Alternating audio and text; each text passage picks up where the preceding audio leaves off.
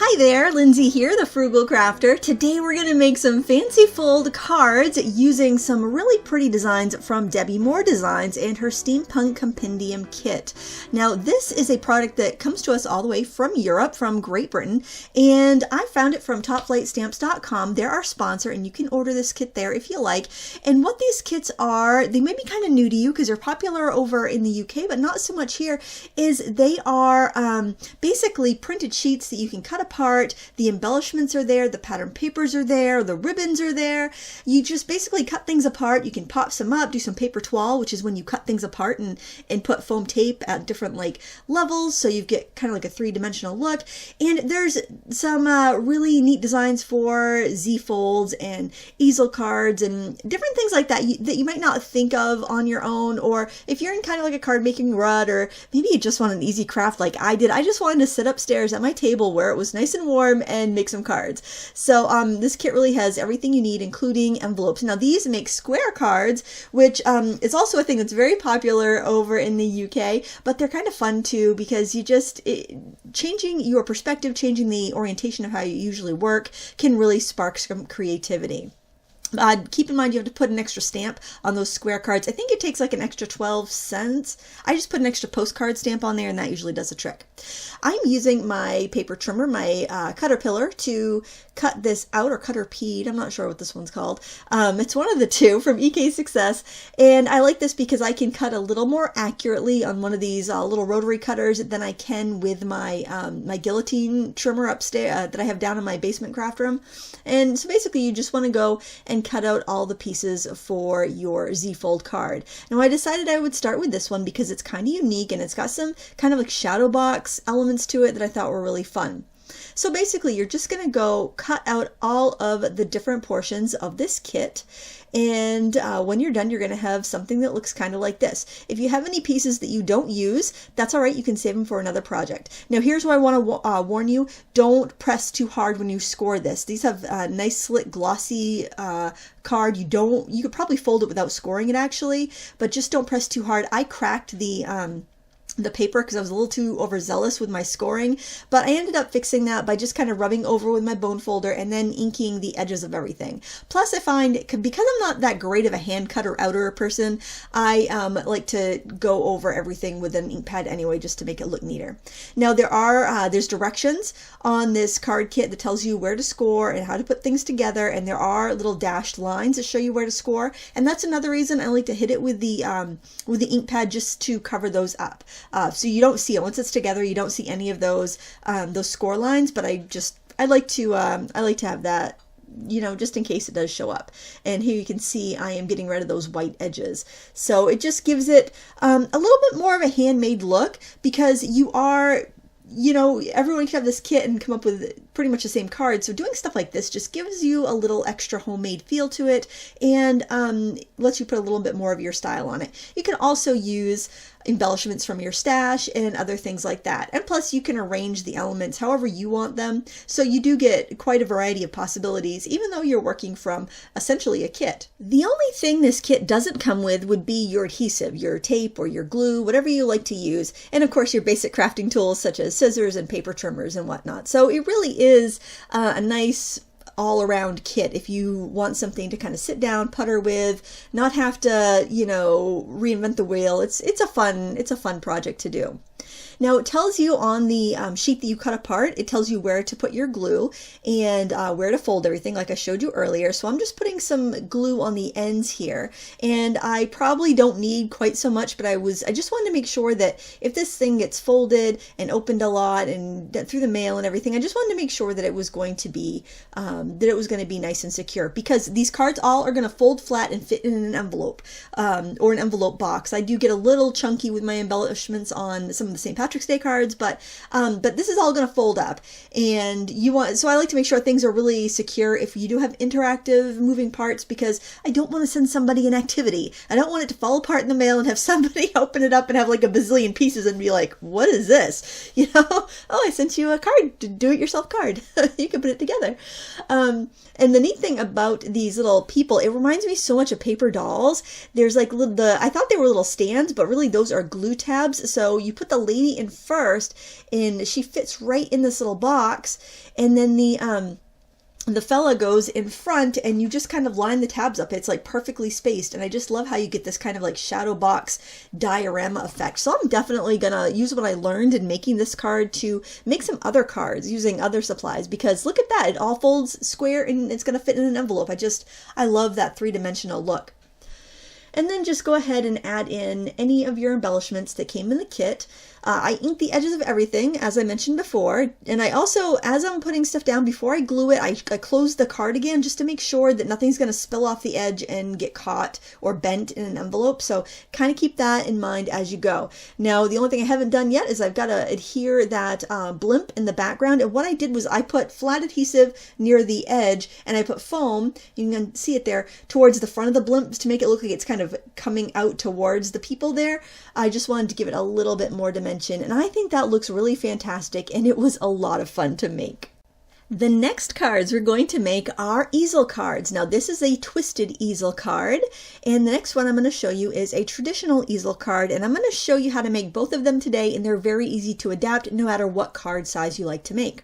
So I began by choosing the 2 pages of embellishments that were green, as well as the pattern paper, because I thought these would be really cute for St. Patrick's Day cards, and I wanted to send out a couple, but I didn't have any St. Patrick's Day stuff really, so I thought this was a really great excuse to get some cards made.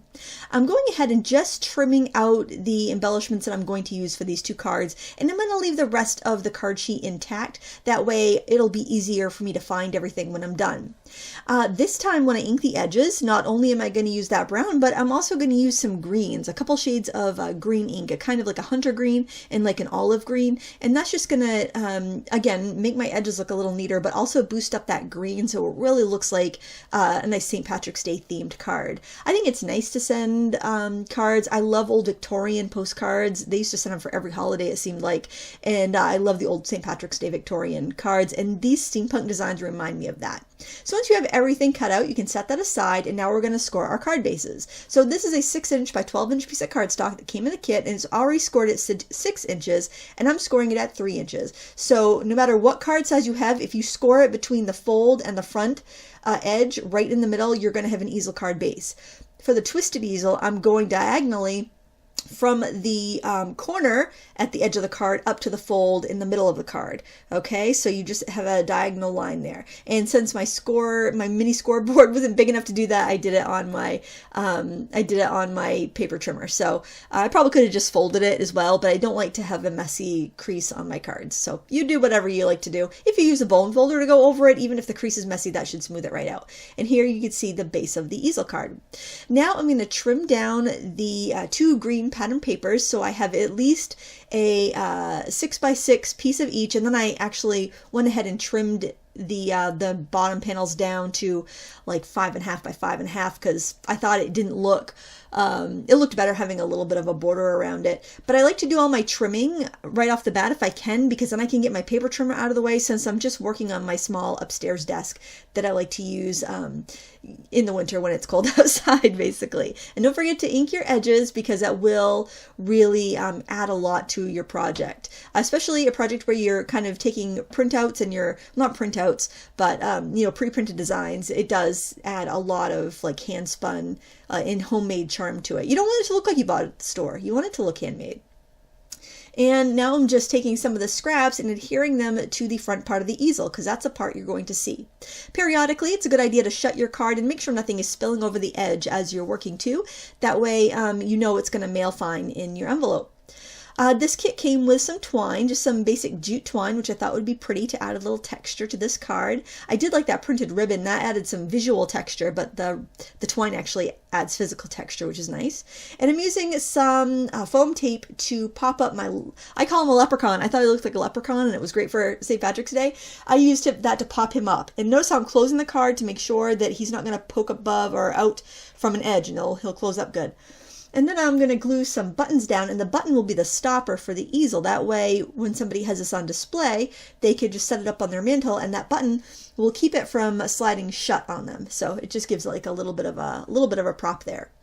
Now that will add a little lumpiness to the card, as will the foam tape, so if you think that's going to be a problem, then you can put it in a padded mailer to mail it, or you can hand deliver it. This next card is also a St. Patrick's Day card, and it's very similar to how we made the easel, but this time we're going to add a twist, and that's where that fold, that diagonal fold that I showed you a couple steps ago comes in. Again, we're going to trim and ink our papers just to give it that homespun look, and we're going to cover our base part of the card. So basically this would be the inside of the card.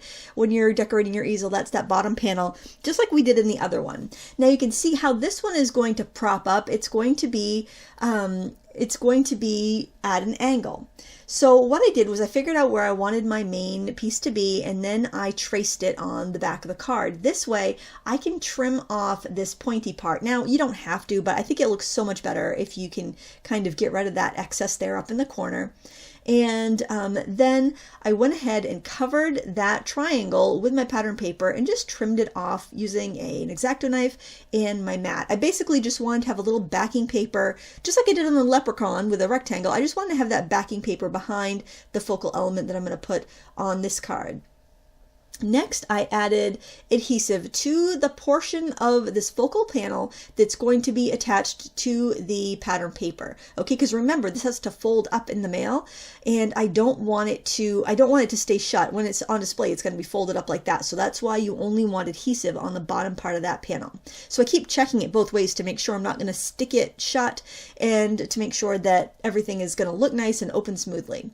I thought this was such a really cute little cutout, and I wish I traced it before I made it, because that would be so fun to make this out of different pattern papers. But it makes this three-dimensional bow, and to give it a little bit of a kind of a fluffy curve, I'm using a color pencil just to kind of curl the bow pieces. Now this will probably get crushed a little bit if I decide to mail it, so I might want to mail it in a little box or a padded envelope. So kind of keep that in mind. This technique might be best if you're going to hand deliver. And I use score tape at the contact points to adhere this little bow together, because the score tape is so much stronger than my ATG tape. You could also use wet glue, but the score tape grabs instantly. Doesn't that bow look adorable? So I used the score tape because I knew it was going to be strong enough to withstand, you know, the motion of the card and only having small contact points. I didn't like the sentiment on that little framed area, so I just cut out a gear from a scrap of the pattern paper and glued it down, and now I'm layering the bow on top. So I think the more you can layer up on these steampunk cards, use up scraps, that sort of thing, it just gives you a more handmade look. It gives you a little more of a unique look, because when you have a pre-made kit like this, you want to, you know, infuse your own personality into it. Now I thought the twine would look really cute on this as well, but I wanted it to kind of wrap around at an angle, and I knew that the twine on its own was going to want to slide off, so I just made marks and then cut little notches on the edges of the card to hold the twine. And I really like the way that went across there. I thought it was really pretty. Now to keep my label from moving around too much, I decided, and to keep the twine from like pulling off, I used a little foam tape underneath that little panel so that it would also just help secure everything, so that the twine would be less likely to pull out of the notches.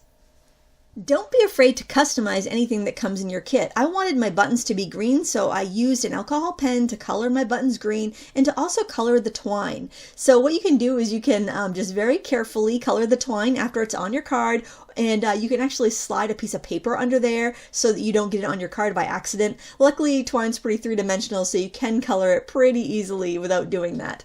Now I'm just going to glue these buttons onto over that ticket, which was a leftover from that first card we made, but I just thought it was kind of nice because it's just another thing that you can layer up, and also it has accents of red, and red makes green pop because they're complementary colors. So each of those buttons were colored green with a alcohol pen. So I just love being able to customize things. And speaking of customization, I took a glue pen and I traced the outline on one of the cutouts left over from the first kit. It was like a flower, metallic flower thing, and I traced it with my glue pen, let the glue dry, because it's a quickie glue pen, it gets kind of sticky when it dries, and then I pressed some foil on top, and I just foiled this little embellishment so I could have a green flower. I also colored the flower with a green marker before I foiled it, and there we go, we have that sweet little shiny flower in the corner. I decided to use a little more glue and some foam tape on this bow because it just didn't want to stick, and that finishes off that card. I think that is so cute. It folds flat. I mean, there is that kind of bumpy bow,